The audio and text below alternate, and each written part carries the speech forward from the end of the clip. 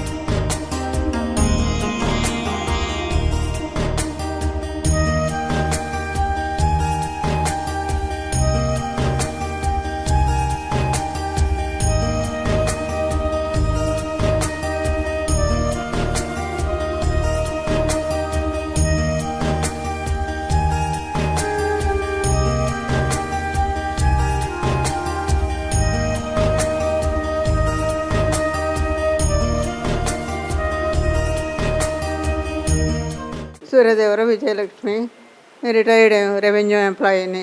శంకరం గారి ప్రోద్బలం మనుషులను ఇంతమందిని మంచిగా దేవుడిలాగా పోషించిన ఆయన సంకల్పానికి హృదయపూర్వక శుభాకాంక్షలు.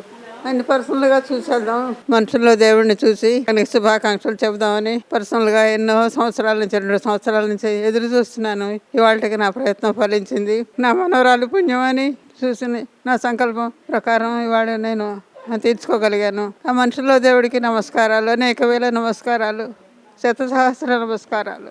తమ్మారెడ్డి శ్రీదేవండి నా పేరు. విజయవాడ నుంచి వచ్చాను. ఎన్నోసార్లు ఇటు వెళ్తూ ఉంటాం కానీ తెలియదు అసలు ఇక్కడ ఒక అమ్మ నాన్న అనాథాశ్రమం ఉందని తెలియదు. భక్తి టీవీలో యాడ్ చూస్తూ ఉంటాము. ఎన్నోసార్లు రావాలనుకున్నాం కానీ కొంచెం లేట్ నైట్ అవటం వలన చాలాసార్లు మిస్ అయ్యాము. ఈసారి గట్టిగా వెళ్ళాల్సిందే అని చెప్పి అమ్మ ప్రోద్బలంతో వచ్చామన్నమాట. ఇక్కడ వీళ్ళని చూస్తుంటే అసలు చాలా బాధ వేస్తుందండి. నిజంగా పసిపిల్లల్లాగా ఉన్నారు వీళ్ళందరూ. ఆ మంచి మనిషికి శంకర్ గారు నిజంగా ఇటువంటి సంకల్పం అనేది ఆయన మనసులో ఎట్లా ఏర్పడిందో కానీ చక్కగా వీళ్ళందరినీ చక్కగా తీసుకొచ్చి ఎంత చక్కగానో చూస్తున్నారు. అటువంటి వారు ఒక్కళ్ళు చేస్తే సరిపోదు కదా, నిరంతరం చెయ్యి కలిపితేనే కదా ఏదైనా మనం చేయగలం. ప్రతిరోజు పెట్టాలంటే ఒక్కరి వల్ల కాదు, 10 మంది సహాయం చేస్తేనే ఇటువంటి అన్నదానాలు అనేది నిరంతరం జరుగుతూ ఉంటాయి. అసలు ఇక్కడికి వస్తే అసలు వీళ్ళని చూస్తే అసలు చాలా బాధేస్తుందండి. ఒక అమ్మ నాన్నలాగా నిజంగా ఆశ్రమంలో శంకర్ గారు ఇంతమందిని పోషిస్తున్నారంటే నిజంగా ఆయనకి మా నమస్కారాలండి. ఇటువంటి మంచి పనులు ఇంకా ఇంకా ఎన్నో చేయాలి. ఎంతోమంది కూడా మనలాంటి వాళ్ళు సహాయం చేసి ఇటువంటి వాళ్ళని ఎక్కువ చేర్చుకుని మనం ఒక్కరోజు బయటికి వెళ్ళి తింటే ఖర్చు అవుతుంది. అటువంటి ఖర్చులో ఇది ఒక పెద్ద ఖర్చు కాదు. ఇతరులకు సహాయం చేయటం అంటే ఒక బ్యాంకులో దాచుకోవటమే ఒక సహాయం చేసామంటే. అటువంటి సహాయాలు చేసి అందరూ చక్కగా ఇటువంటి వాళ్ళని ఆదుకుని ఈ ఆశ్రమం నిరంతరం ఇట్లా ఈ ప్రక్రియ కొనసాగాలని కోరుతున్నాను. శంకర్ గారికి మా తరపున ధన్యవాదాలండి. చాలా బాగా చేస్తున్నారు ఇక్కడ. థ్యాంక్స్ అండి.